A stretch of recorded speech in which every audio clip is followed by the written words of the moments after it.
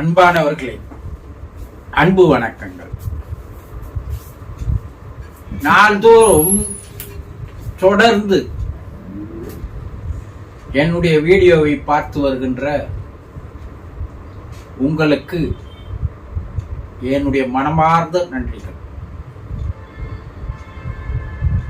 நீங்கள் வாழ்க்கையை மாற்றிக்கொள்ள வேண்டும் என்ற விருப்பம் இருக்கிறதா? ஆன்மீகம் என்பது என்ன என்பதை தெளிவாக தெரிந்து கொண்டு உயர்நிலை ஆன்மீகத்தை புரிந்து கொண்டு அந்த ஆன்மீக வாழ்க்கையை வாழ தயாராக இருக்கிறீர்களா? ஞானம் என்பது என்ன? ஒரு ஞானியாக எப்படி நம்ம வாழ்க்கையில மாறலாம்? நீங்களும் ஞானியாக மாற முடியும். அதற்குண்டான வழிமுறைகள் என்ன என்பதை தெரிந்து கொள்ள வேண்டும் அல்லவா? ஆத்ம தரிசன மார்க்கம் என்ற ஒரு மார்க்கத்தில் நீங்கள் சேர்ந்து கொண்டால் உங்களால் உங்களுடைய வாழ்க்கையை மாற்றி அமைத்துக் கொள்ள முடியும். ஒரு அமைதியான, சந்தோஷமான, ஆனந்தமான, இன்பமான, மகிழ்ச்சியான வாழ்க்கையை உங்களாலும் வாழ முடியும். உங்கள் குடும்பத்தாரையும் வாழ வைக்க முடியும். உங்களை சுற்றியுள்ள நண்பர்கள், உறவினர்களை கூட இந்த மார்க்கத்தில் சேர்த்து மனித வாழ்வினுடைய நோக்கம், குறிக்கோள், லட்சியத்தை தெரிந்து கொண்டால் நல்ல ஒரு தெய்வீகமான வாழ்க்கையை வாழலாம். இதையெல்லாம் நீங்கள் தெரிந்து கொள்ள வேண்டும் என்றால் இந்த சேனலை முதலில் சப்ஸ்கிரைப் பண்ணி தொடர்ந்து நாள்தோறும் வெளிவருகின்ற வீடியோக்களை பார்த்து வாருங்கள். உங்கள் வாழ்க்கை பாதையே மாறிவிடும். உங்களை மற்றவர்கள் வணங்கத்தக்கவர்களாக, போற்றத்தக்கவராக, புகழத்தக்கவராக நீங்கள் மாறிவிடுவீர்கள். ஒரு தெய்வீக நிலைக்கு உங்களை நீங்கள் உயர்த்திக் கொள்வீர்கள். வாருங்கள், என்னோடு சேர்ந்து பயணம் செய்யுங்கள். ஆத்ம தரிசன மார்க்கத்தில் நீங்கள் ஒரு உறுப்பினராக மாறுங்கள். இன்று நாம் என்ன பார்க்க போகிறோம் என்றால், ஆன்மா மறுபிறவி எடுக்கும் போது முற்பிறப்பினுடைய நினைவுகள் அதற்கு இருக்குமா என்று ஒரு அன்பர் கேள்வி கேட்டிருக்கிறார். ஒருவர் இறந்து போனால் அவருடைய ஆன்மாவானது மேல் உலகம் செல்கிறது, ஆவி உலகத்திற்கு செல்கிறது. அங்கே சில காலம் வாழ்ந்துவிட்டு மறுபடியும் என்ன செய்யுதுன்னா அது பூமிக்கு வருகிறது, மறுபிறப்பு எடுக்கிறது. அப்படி மறுபிறப்பு எடுக்கும் போது முற்பிறப்பினுடைய நினைவுகள், நிகழ்வுகள் எல்லாம் அதற்கு தெரியுமா, ஞாபகத்தில் இருக்குமா என்பதுதான் அவருடைய கேள்வி. நம்முடைய நாட்டில் வாழ்ந்த ரிஷிகள், முனிவர்கள், யோகிகள், அவதாரங்கள், இவர்கள் எல்லாம் சித்தர்கள். இவர்கள் எல்லாம் தன்னுடைய முற்பிறப்பனுடைய வாழ்க்கை முறையினை தெளிவுபடுத்தி இருக்கிறார்கள், தெரியப்படுத்தி இருக்கிறார்கள். புத்தன் தன்னுடைய முற்பிறப்புகளை விலாவாரியாக பல்வேறு பிறப்புகளை வாழும் பொழுது எடுத்து கூறியிருக்கிறார். இதற்கு முன் நான் எங்கே பிறந்தேன், அதற்கு முன் நான் எங்கே பிறந்தேன், என்னுடைய தாய் தகப்பனார் யார், எந்த நாட்டில் நான் பிறந்தேன், எவ்வளவு காலம் நான் வாழ்ந்தேன் என்பதை எல்லாம் தம்மபதத்தில் மிக தெளிவாக இருக்கிறது. ஷீரடி சாய்பாபாவும் ராகவேந்திரரும் கூட தன்னுடைய முற்பிறப்பை தெரியப்படுத்தி இருக்கிறார்கள். சித்தர்களில் பலர் தன்னுடைய முற்பிறப்புகளை தெரியப்படுத்தி இருக்கிறார்கள். அதே போல 8 வயதிலிருந்து 10 வயது நிரம்புகின்ற குழந்தைகள் உலக அளவிலே பல ஆயிரம் கணக்கான குழந்தைகள் தன்னுடைய முற்பிறப்பினுடைய நிகழ்வுகளை எடுத்து கூறி அது உண்மைத்தான் என்பதை கண்டுபிடித்திருக்கிறார்கள். காந்தி வாழ்ந்த போது அவரிடையே ஒரு 8 வயது பெண் போய், நான் முற்பிறப்பில் இந்த ஊரில் இந்த தாய் தகப்பனுக்கு நான் பிறந்தேன், இத்தனை ஆண்டுகள் வாழ்ந்து நான் மரணம் அடைந்து இப்போது நான் அடுத்த பிறப்பு எடுத்து வந்திருக்கிறேன் என்று கூறுகிறார். காந்தி அவர்கள் இது உண்மைத்தானா என்பதை ஒரு குழுவை போட்டு அவளை அழைத்து சென்று அதை ஆய்வு செய்யுங்கள் என்று கூறினார். அந்த குழு அவளை அழைத்து சென்று அவள் கூறிய இடத்தை, அவளுடைய தாய் தகப்பனை, அவளுடைய குடும்பத்தை எல்லாம் அவர்கள் பார்த்தபோது இவள் சொல்லுகின்ற அனைத்தும் 100% உண்மை என்பதை நிரூபித்திருக்கிறார்கள். இப்படி பல்வேறு நிகழ்வுகள் உலக அளவிலே லட்சக்கணக்கானவர்கள் தன்னுடைய முற்பிறப்பை எடுத்து கூறுவதை, அது உண்மையா என்பதை ஆய்வு செய்து 100% உண்மை என்பதை தெளிவுபட வெளியிட்டிருக்கிறார்கள். எல்லோருக்குமே அந்த நினைவுகள் இருக்கிறது. உங்களுக்கும் இருக்கிறது, எனக்கும் இருக்கிறது, எல்லோருக்கும் இருக்கிறது. ஆனால் நாம் அதை வெளிப்படுத்துகின்ற அளவிற்கு நம்முடைய ஆற்றல் இல்லை, நம்முடைய செயல்முறைகள் இல்லை, அவ்வளவுதான். இப்போது பல ஆண்டுகளாக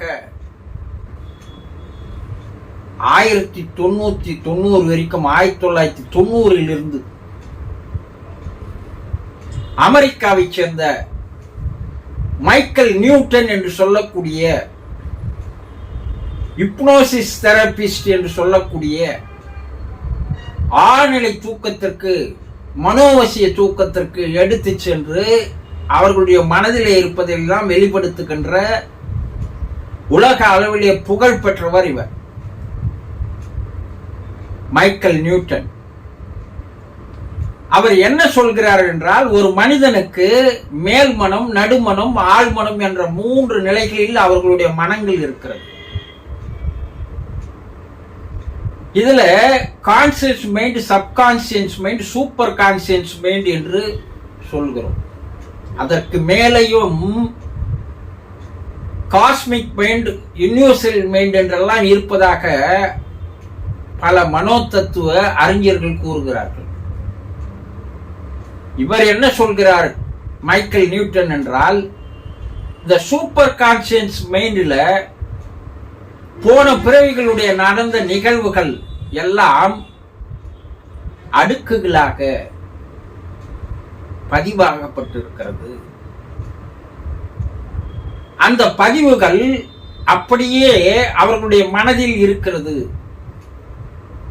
அடுத்த ஒரு பிறப்பு வரும்போது மேல் மனத்தில் வருகின்ற நிகழ்வுகள், இந்த பிறப்புல நம்ம என்னென்ன செய்யறோம், ஏது எது செய்யறோம், என்னென்ன நினைக்கிறோம், என்னென்ன சிந்திக்கிறோம், இதெல்லாம் மேல்மல அளவிலேயே அடுக்குகளாக அடுக்கப்படுகிறது.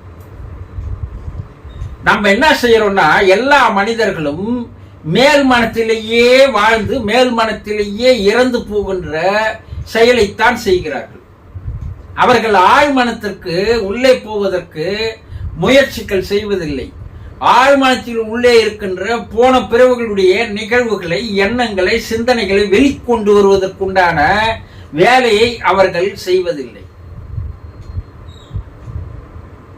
அதனால் அவர்களுக்கு நம்முடைய போன பிறப்புகளை தெரிந்து கொள்வதற்குண்டான வாய்ப்புகளோ சந்தர்ப்பங்களோ இல்லாமல் போகிறது. ஆனால் புத்தர் போன்றவர்கள், பாபா போன்றவர்கள், ராகவேந்திரர் போன்றவர்கள், சித்தர்கள், யோகிகள், ரிஷிகள், முனிவர்கள் உள்மனதை உள்ளே போகிறார்கள். கடந்து மனத்திற்குள்ளே கடந்து மேல் மனம், நடுமனம், ஆழ்மனம், சுப்பீரியர் மைண்ட் என்று சொல்லக்கூடிய அந்த அளவிற்கு உள்ளே ஆழ்ந்து போகும்போது எப்படி கடலிலே மூழ்கி முத்தெடுப்பது போல இவர்கள் மனத்திற்குள்ளேயே ஆழ்ந்து உள்ளே போகும்போது உள்ளே இருக்கின்ற போன பிறவிகளுடைய நிகழ்வுகள், நினைவுகள் எல்லாம் மேலே வருகிறது.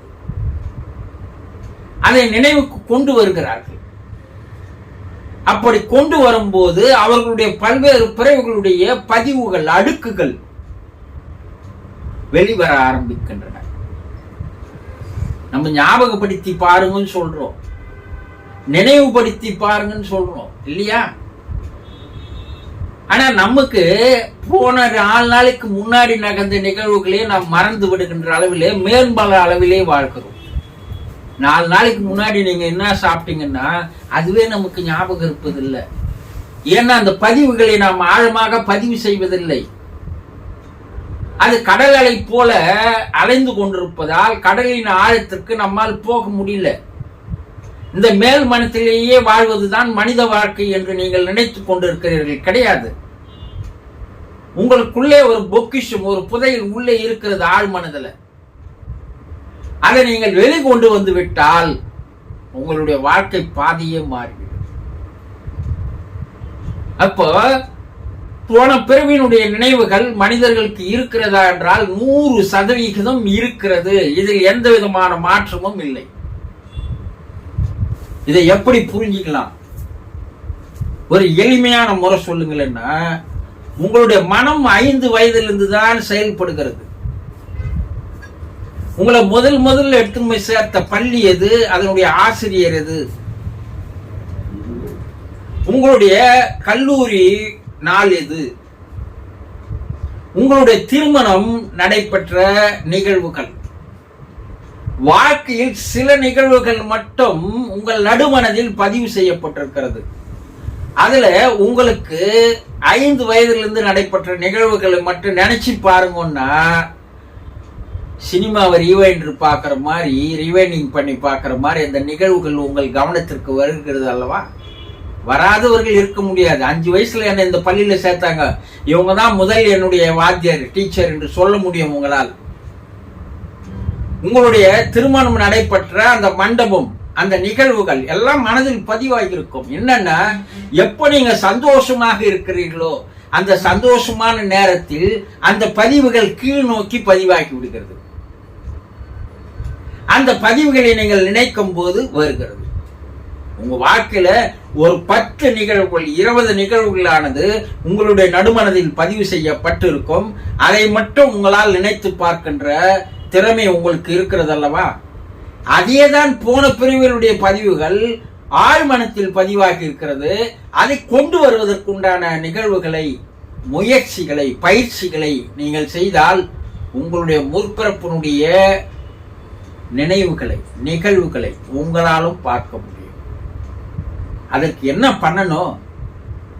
மனதை அமைதியாக்க அமைதியாக்க அமைதியாக்க அமைதியாக்க அந்த மனம் உள்நோக்கி உங்களுக்குள்ளே போக போக போக போக அது உள்ளே இருக்கின்ற அந்த பதிவுகளை மேலுக்கு எடுத்து வருகிறது.